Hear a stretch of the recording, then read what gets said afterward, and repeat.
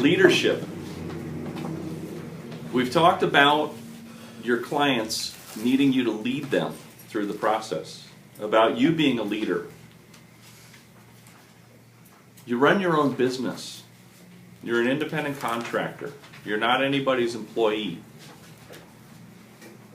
So whether you're leading or not is going to be a big part of your success in your business. Some of you just have your own selves. You're a one-man show, one-woman show. You got to lead yourself. But you got to lead your clients. You got to lead your peers. You got to lead people around you. John Maxwell is an incredible author, in my opinion. People ask me oftentimes what books do I recommend they read, and one of the books that I recommend often is The 21 Irrefutable Laws of Leadership. It's basic qualities about how to be a leader. Now, I have a 18-page PDF that if you'd like it, you can download it online. It's ready available, or we can email it to you. And it's The 21 Irrefutable Laws of Leadership by John C. Maxwell. I strongly recommend you read the book, but if you're not going to read the book, this 18-page outline of the book is excellent.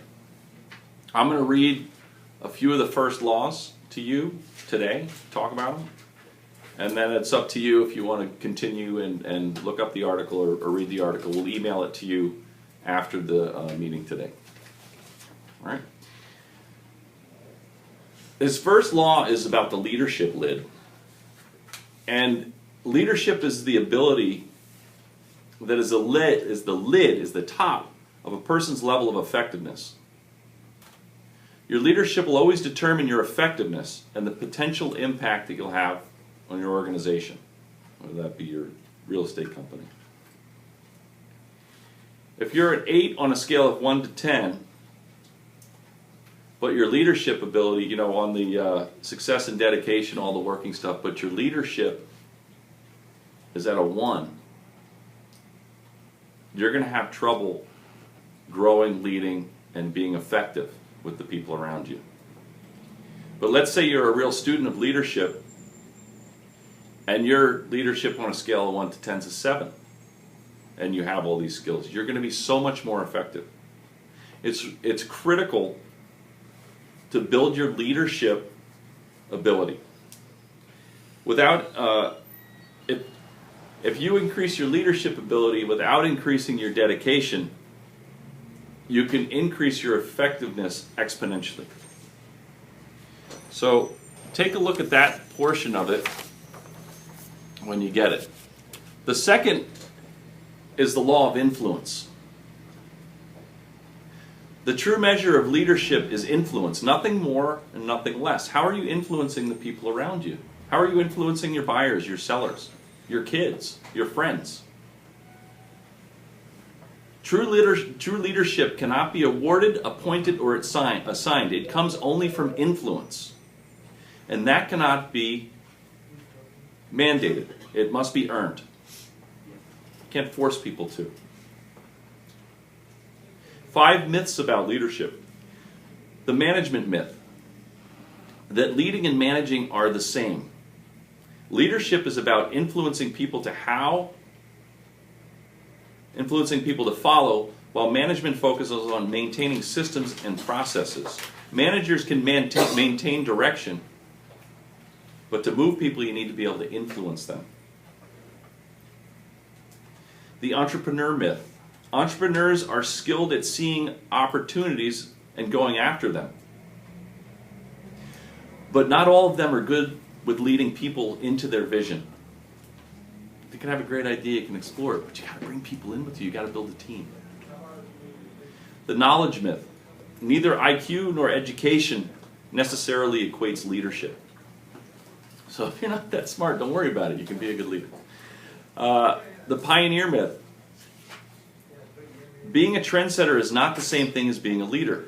Hold on, please. To be a leader, a person has to not only be out front, but also has to have people follow his lead. The position myth. Leadership is not based on rank or title. It's not the position that makes him or her the leader. It's the leader that makes the position. Several factors that make a leader. Character. I think character is the most important thing. We talk about it often. True leadership always begins with the inner person. People can sense the depth of a person's character. Relationships, who they know. We talk about this all the time. Go out, meet new agents. Say, hey, Aoife and I and a bunch of people were at the YPN last Wednesday. We had a great time. Met some good people. Relationships.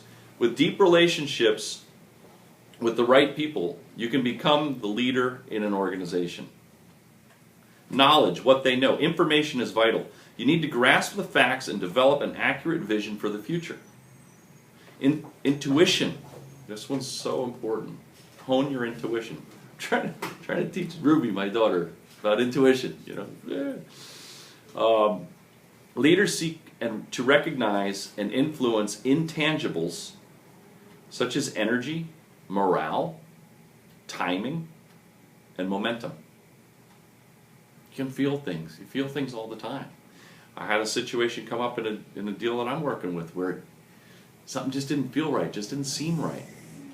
So I asked people to help me. I reached out to lenders, to appraisers, to one of the brokers we have in the office here, go through the paperwork, and I found the problem. And by my gut, my intuition, making me, and this is something that could blow my deal. Let's put it at the end, but what it's going to do is my integrity is going to be kept intact. Experience, where they've been. All right? We say get out of the house, go do things. The greater your past challenges, the more likely your followers will be willing to let you lead. So when you have problems and you have difficulties and you overcome them, it builds your character, it builds your leadership. It gives you experience, it gives you a path where people can identify with you and move forward with you. And ability. What they can do. The bottom line is followers want to know whether you can lead them to victory. All right? Like a great coach in a football team. As soon as they no longer believe that you can deliver, they will stop following you. The law of process. Leadership develops daily, not in a day. It's a process. It takes time. Leaders require seasoning to be effective. If you continually invest in your leadership development, the inevitable growth will happen over time. The relationship between growth and leadership. It's the capacity to develop and improve one's skills that distinguishes a leader from their followers. You see it, and it's one of these skills. You put a bunch of people in a room, and it happens very fast. You find out who the leaders are and who the followers are. Your relationship and growth and leadership. It's the capacity to develop and improve one's skills that distinguishes leaders from their followers. Successful leaders are learners, and learning the process is ongoing. It's a result of self-discipline and self-preservation and perseverance. The phases of leadership growth. We talk about the 6 phases of mastery in being a realtor. These are the 5 phases in growth. You start out with, I don't know what I don't know. You don't know that you don't know nothing. Right? Few think of themselves as leader, and as long as a person doesn't know the importance of leadership, he isn't going to grow. Simple. Phase 2. I know that I need to know. At some point, we discover we need to learn how to lead.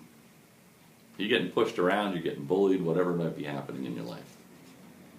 You're not getting the results you want in your life. You see other people taking off and you're sitting in the same spot. Read this book, it'll help you. I know what I don't know. That's always so important.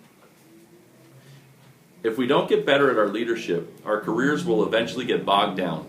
In this phase, you develop a plan for personal growth on areas you need to improve. I know and grow, and it starts to show. And as a real estate agent, your first 90 days, you're working your butt off, and you're getting no results, and it's frustrating. And then finally, things will start trickling in, right?